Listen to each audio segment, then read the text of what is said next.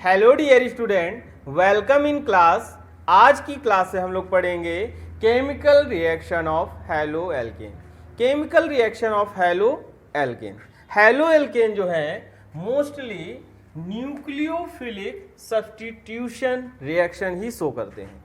एक बात आपको नोटिस कर लेनी है कि ऑर्गेनिक केमिस्ट्री में बहुत ज़्यादा रिएक्शन नहीं होती हैं, बहुत ज़्यादा टाइप्स ऑफ रिएक्शन नहीं है। रिएक्शन मोस्टली 4 ही 5 प्रकार की होती हैं, बस उनके डिफरेंट टाइप के एग्जाम्पल होते हैं, जिसके कारण आपको बहुत सारी रिएक्शन लगती हैं। अगर वो 4-5 प्रकार हमें पता हो जाते हैं तो ऑर्गेनिक केमिस्ट्री के रिएक्शन को सीखना बहुत आसान हो जाता है। Haloalkane mostly nucleophilic substitution reaction देते हैं। देखते हैं कौन सी रिएक्शन देते हैं। Nucleophilic substitution reaction. Nucleophilic substitution reaction show करते हैं। इसे कहते हैं नाभिक स्नेही प्रतिस्थापन अभिक्रिया या नाभिक रागी प्रतिस्थापन अभिक्रिया। इसका मतलब क्या है जरा पहले चेक कर लेते हैं। न्यूक्लियोफाइल का मतलब क्या है, वर्डिंग का मतलब समझो। जब एक एक वर्ड समझ में आएगा तो रिएक्शन दिमाग में अपने आप घुसती चली जाएगी। देखो न्यूक्लियो का मतलब यहां पर न्यूक्लियस से है, न्यूक्लियस से है। न्यूक्लियस का मतलब क्या हो गया, नाभिक। और नाभिक पर कैसा चार्ज होता है, कैसा आवेश होता है, धनावेश होता है। फिलिक का मतलब हो गया अफेक्शन। अफेक्शन का मतलब होता है लव या चाह। लव बोल सकते हो, अट्रैक्शन बोल सकते हैं, यानी पॉजिटिव को जो अट्रैक्ट करे, जो धनावेश को अट्रैक्ट करे, उसे क्या कहेंगे, नाभिक स्नेही इलेक्ट्रोफिलिक या इलेक्ट्रोफाइल बोलते हैं। अब पॉजिटिव को कौन अट्रैक्ट करेगा,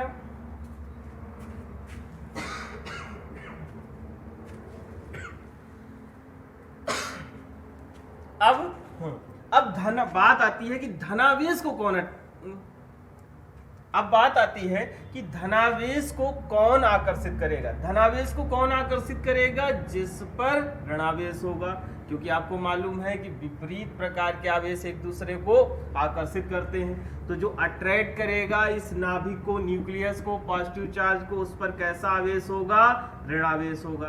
अर्थात न्यूक्लियोफाइल पर कैसा चार्ज होगा, ऋणावेश होगा।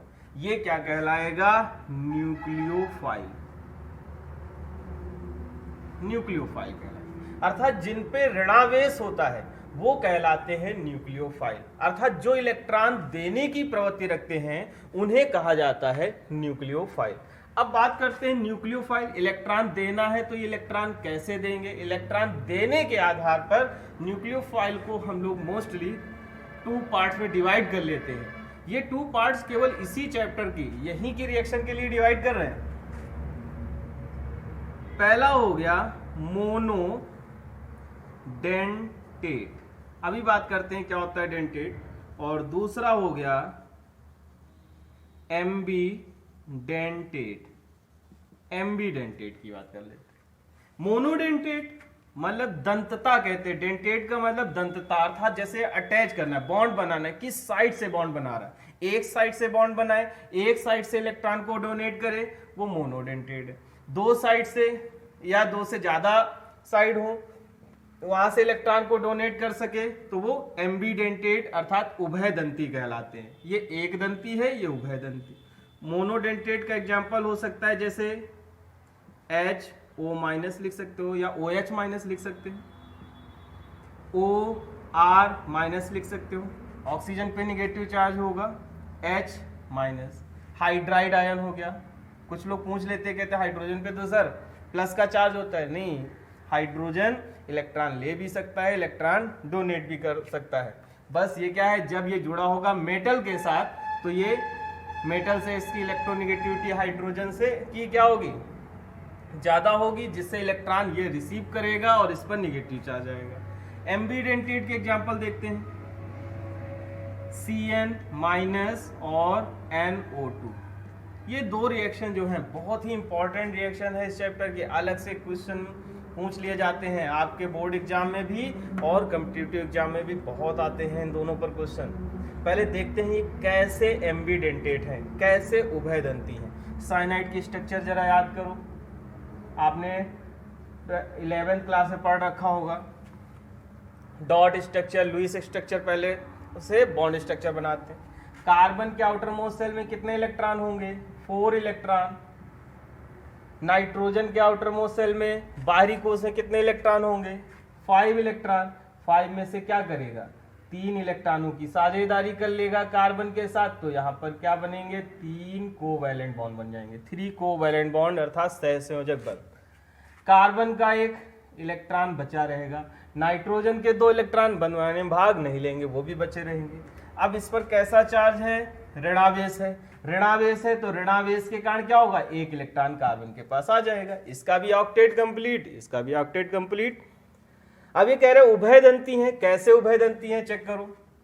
नाइट्रोजन के पास भी इलेक्ट्रॉन है, तो ये नाइट्रोजन क्या कर सकता है? इलेक्ट्रॉन डोनेट कर सकता है, अर्थात ये इस साइड से अटैक कर सकता है।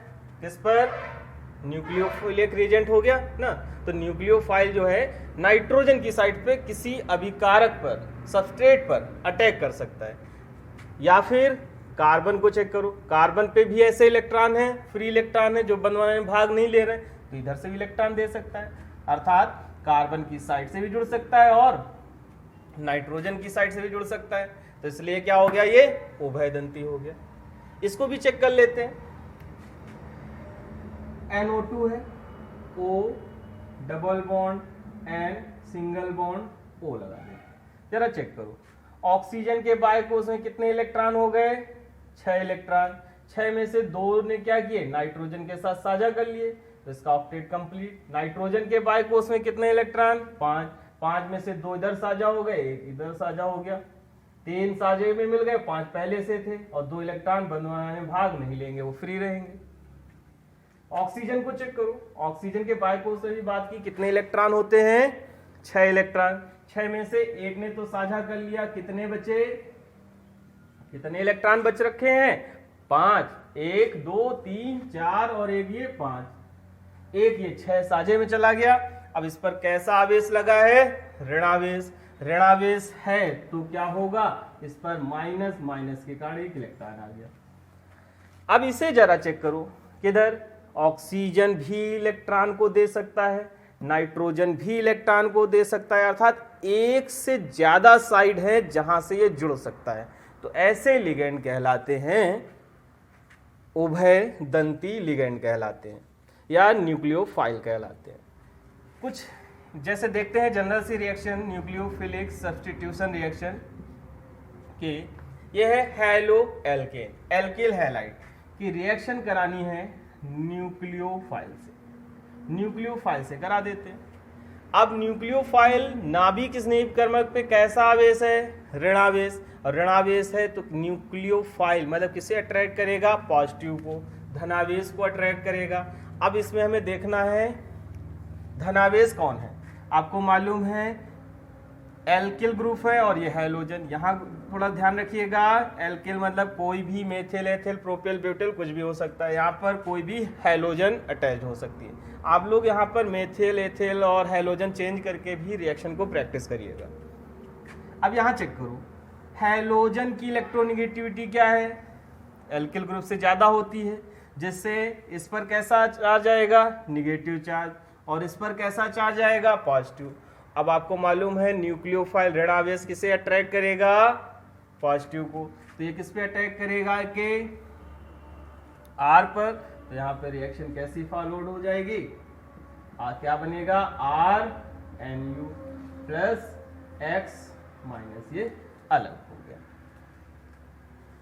अब यहाँ पर इस तरह की रिएक्शन जो है ये क्या कहलाएगी? न्यूक्लियोफिलिक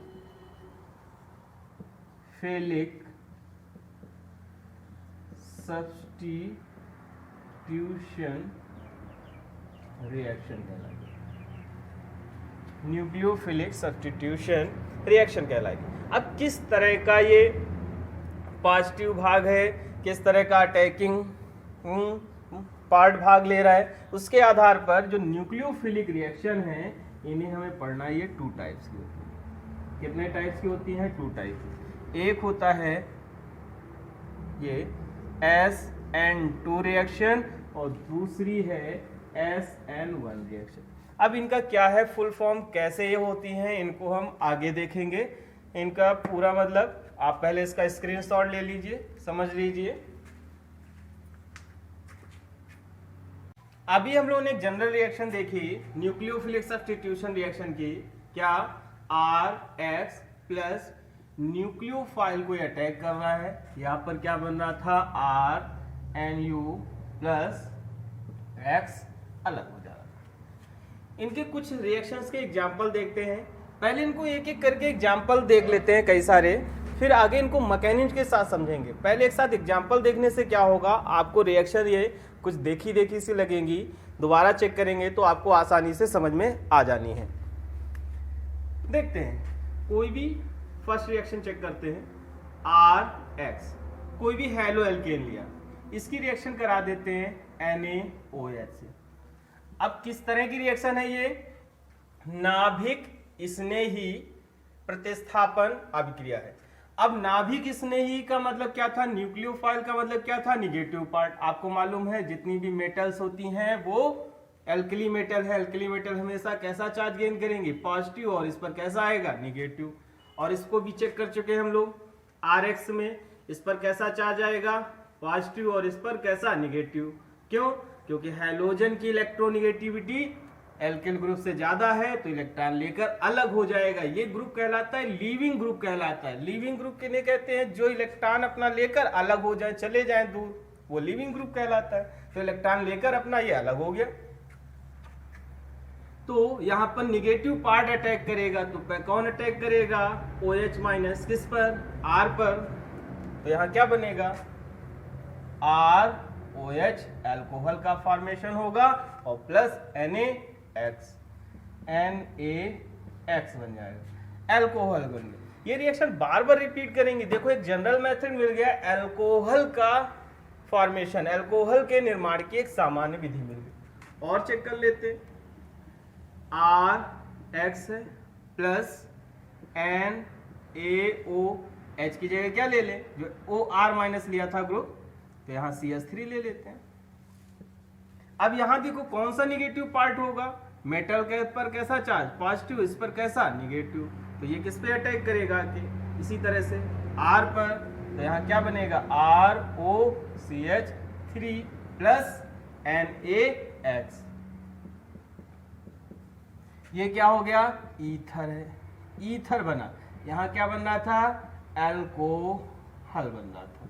देखो जरा, समझो इस तरह की रिएक्शन को, अल्कोहल का फॉर्मेशन हो रहा था। कुछ और रिएक्शन, थर्ड एग्जांपल देखते हैं। RX, इसकी रिएक्शन कराते हैं अमोनिया से। अमोनिया को थोड़ा सा ब्रेक कर देते हैं। क्या इसे ऐसे लिख सकते हैं? और HNH2। अब जरा चेक करो, यहां पर किसकी निगेटिविटी ज्यादा होगी? इलेक्ट्रोनिगेटिविटी नाइट्रोजन की। तो इलेक्ट्रॉन कौन लेगा? नाइट्रोजन। इस पर कैसा चार्ज आएगा? ऋणात्मक। इस पर कैसा?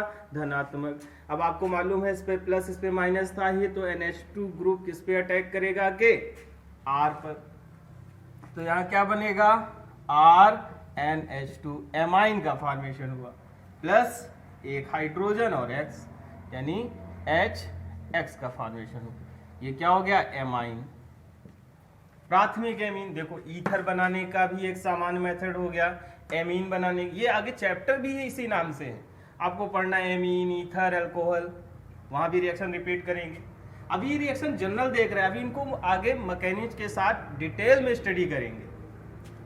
कुछ और देखते हैं, फोर्थ एग्जांपल, जैसे RX प्लस, इसकी रिएक्शन करा देते हैं KCN से। बहुत ही इंपॉर्टेंट रिएक्शन है ये, मोस्ट इंपॉर्टेंट रिएक्शन में से आती है ये, बहुत बार एग्जाम में पूछी गई है। क्या होता है जब में, या फिर ये अभी एक और रिएक्शन देखते हैं तब क्वेश्चन की बात करते हैं। यहाँ देखो, पोटेशियम क्या है? एल्कली मेटल और साइनाइड ग्रुप है। एल्कली मेटल के साथ अगर कोई भी इलेक्ट्रोनिगेटिव पार्ट जुड़ा है तो हमेशा वो आयनिक फॉर्म में होगा। आयनिक फॉर्म में होगा तो मेटल पे प्लस और इस पर माइनस। अब आपको मालूम है एक ऐसा लिगेंड है, कैसा रिएजेंट है, न्यूक्लियोफिलिक रिएजेंट है। अब निगेटिव पार्ट है और इस पर कैसा चार्ज है, प्लस और इस पर माइनस, तो ये किस साइड से, सी साइड से इस पर अटैक करेगा। क्यों? क्योंकि ऋणावेश है और ऋणावेश धनावेश को इजीली अट्रैक्ट कर लेगा। तो यहां क्या बनेगा, RCN और प्लस KX का फॉर्मेशन हो जाएगा। एक रिएक्शन और देखते हैं इसी के अंदर, ये दोनों बहुत ही इंपॉर्टेंट है, कभी ये दोनों रिएक्शन कंपैरिजन करके तुलनात्मक तौर पे पूछी आती है। RX प्लस इसकी रिएक्शन कराते हैं AgCN से, सिल्वर साइनाइड से। अब देखिए यहां पर क्या था, इलेक्ट्रोनिगेटिविटी डिफरेंट बहुत ज्यादा था, विद्युत ऋणात्मकता का अंतर बहुत ज्यादा था, जिसके कारण ये आयनिक अवस्था में था, कार्बन पर ऋणावेश आया था, तो ये कार्बन की तरफ से अटैक किया था। बट सिल्वर साइनाइड में सिल्वर और कार्बन के बीच विद्युत ऋणात्मकता का अंतर कम है। कम होने के कारण ये जो इनके बीच इलेक्ट्रॉन है वो शेयरिंग में रहेंगे, साझे में रहेंगे, कोवैलेंटली बंधे रहेंगे। अब बंधे रहेंगे तो फ्री इलेक्ट्रॉन कौन से होंगे,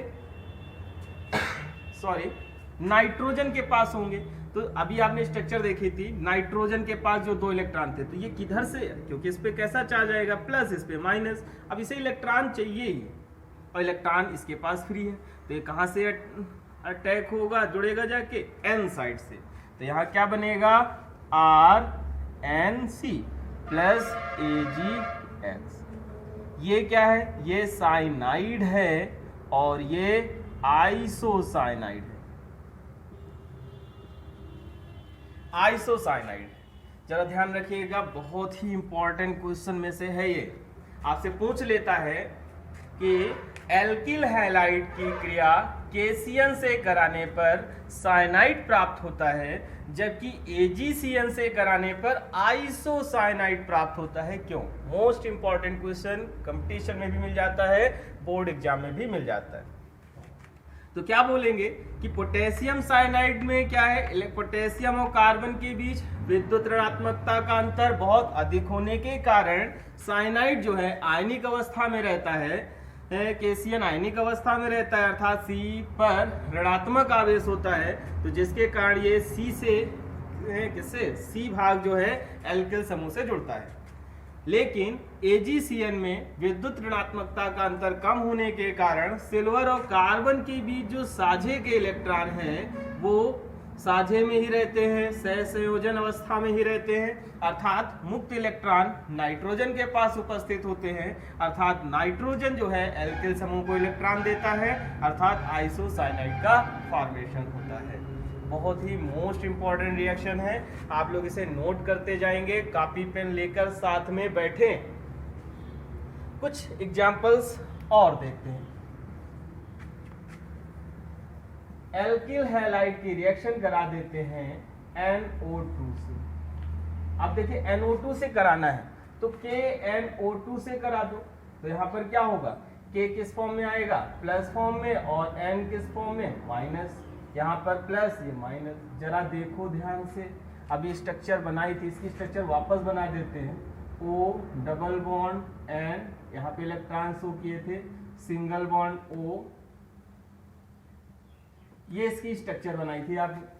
अब जरा देखो, जब क्या होगा, आयनिक अवस्था में होगा तो ऋणावेश किस पर आएगा, ऑक्सीजन पे, तो जुड़ेगा किससे, ये ऑक्सीजन से, तो ये बनेगा क्या, R O साइड से जुड़ेगा, N double bond O, plus क्या बन जाएगा, KX बनेगा।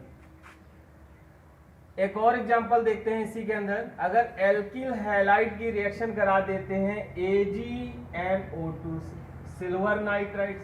अब सिल्वर नाइट्राइड सेम वही प्रॉब्लम आ गई कि AgCN जैसे कह रहे थे, वहां Ag और N के बीच विद्युत ऋणात्मकता का अंतर क्या होगा, कम होगा, साझे के इलेक्ट्रॉन बंधे रहेंगे, आयनिक अवस्था में नहीं होगा। जब ये इलेक्ट्रॉन बंधे हैं तो मुक्त किसके पास हो गए, नाइट्रोजन के पास, तो यहाँ क्या बना, RNO2 बना, प्लस AgX।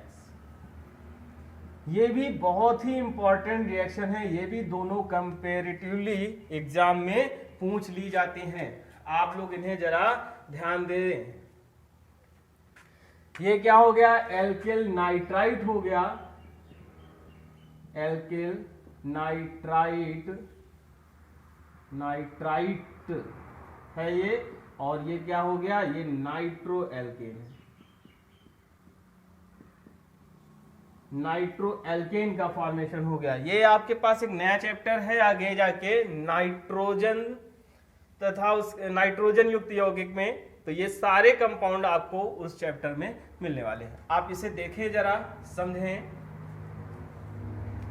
यहां पर भी उसी तरह क्वेश्चन आएगा कि एल्किल हैलाइड के रिएक्शन पोटेशियम नाइट्राइट से कराते हैं तो एल्किल नाइट्राइट प्राप्त होता है, जबकि सिल्वर नाइट्राइट से कराते हैं तो नाइट्रो एल्केन प्राप्त होता है, क्यों? वैसे ही इसका जवाब आप दीजिएगा। कुछ एग्जाम्पल और देख लेते हैं। ये सारे के सारे एग्जाम्पल जो हैं न्यूक्लियोफिलिक सब्स्टिट्यूशन रिएक्शन के ही हैं। इसकी रिएक्शन करा देते हैं RMGX से करा दो।